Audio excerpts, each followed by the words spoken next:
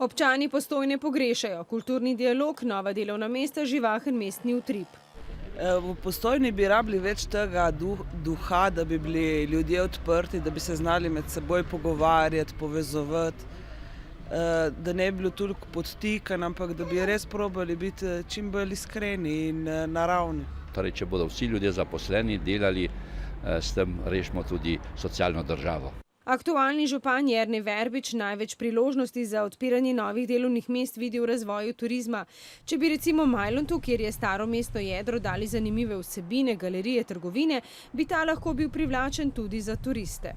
Najpomembnejše so razvoj turizma, vodovod, potem ureditev turističnih zadev, to je Sovič, čisto okolje, pešpoti.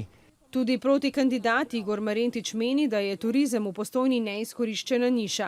Obenem pa vidi priložnosti tudi v lesni industriji, še posebej po letošnjem žledu, ko je lesa v izobilju.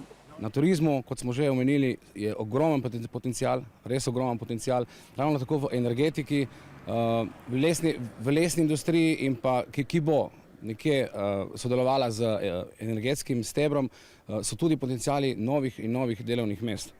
Marentič meni, da bi lahko s projektnimi skupinami zagotovili tudi do 240 novih delovnih mest. Medtem, ko se bo Verbič zavzemal za ustvarjanje ugodnih podjetniških pogojev, ki bi v Postojno privabili nove investitorje.